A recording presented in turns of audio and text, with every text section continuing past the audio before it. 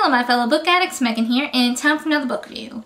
Today, I'm going to be talking about The Dark Prophecy by Riordan, and this is book 2 in the Trials of Apollo series. And once again, Riordan has not disappointed. It was a good sequel to the beginning of a good series. While Apollo may not be my favorite protagonist, I still find him greatly amusing. I love the haikus at the beginning of each chapter. I have found myself getting attached to Apollo. Maybe not as fast as I had gotten attached to Magnus or Percy, but I think he's a pretty amusing main character. And I am looking forward to see him grow more in the coming books. I don't think he's going to grow out of being the slightly overconfident and self-centered god that he is, but, you know, interested to see where his development goes. So because this is the second book in a series, there's not too much I can say without going into spoilery territory. So without further ado, if you have not gotten this far in the series yet, I highly suggest you click away now and come back after you catch up. So a little bit of time has passed since the first book. Leo, Calypso, and Apollo are traveling, looking for the next oracle. And they've been traveling, I believe they said about 6 weeks. I feel bad for Leo and Calypso. Poor guys were out traveling, trying to find their way back to Camp Half-Blood for months. And then, you know, they find their way back and it's like, oh, well, we have to go off on a quest now? Okay. Throughout this, as well as the last book, I've been kind of kicking myself. I'm decent with my Greek and Roman mythology. I'm going into shaky territory with here. I know, like, nothing about any of the oracles. You know, excluding what I already know from past Riordan books. And my knowledge about ancient emperors is pretty narrow. I know who Nero was, but that's about it. So when we were introduced to the second emperor, I was just kind of like, I have no idea who this is. If I learned about him in high school or elementary school or middle school, I remember nothing. Or we brushed over him by a lot. So pretty uncharted waters right here. I like how we're getting some snippets of Apollo's past history and just learning about some possible mistakes he's made in the past. It makes him more likable, in my opinion, to see that gods have faults, and it's nice to see them acknowledging that. It's pretty refreshing, actually.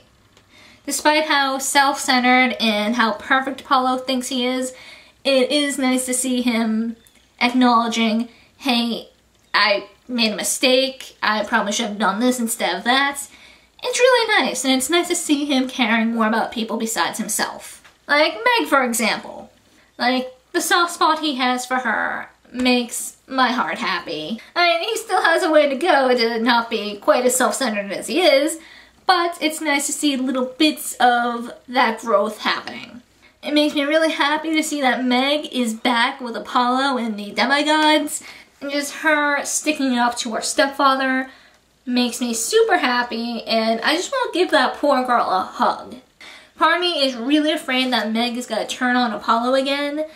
Hope I'm wrong. I really hope that this is not going to happen, but I am still afraid it's going to. And just, And it also makes me happy that Apollo is willing to give other people a second chance.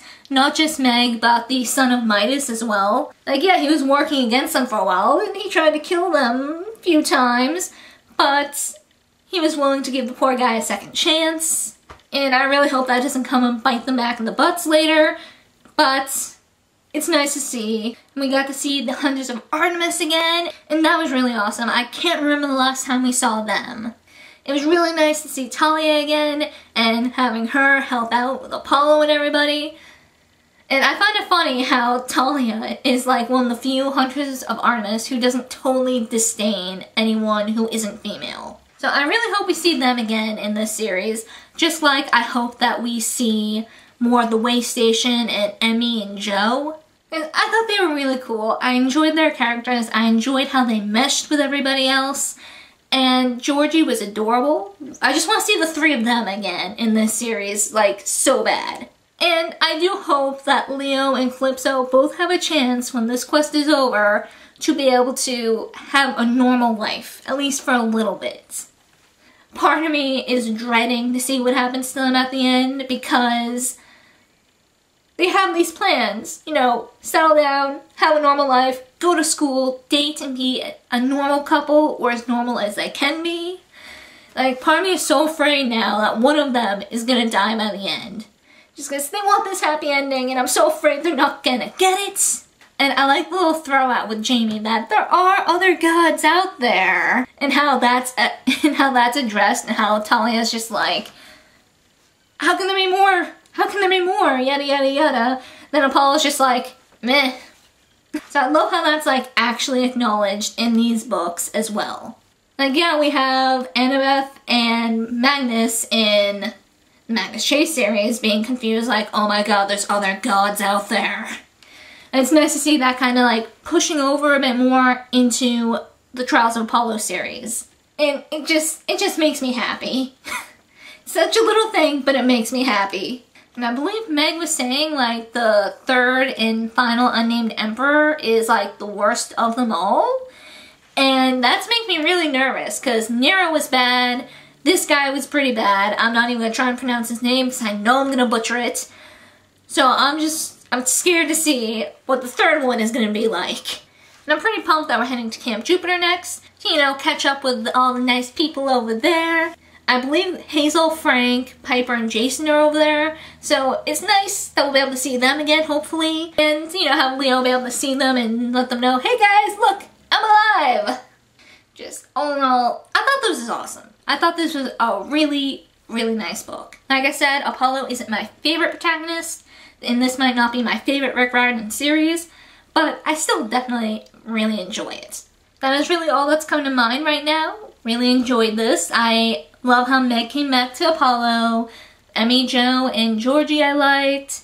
Apollo becoming slightly more human in feelings and just... This was awesome, and I don't know how many more ways I can say it. So yeah, that's it for this book review, and I hope to see you guys next time.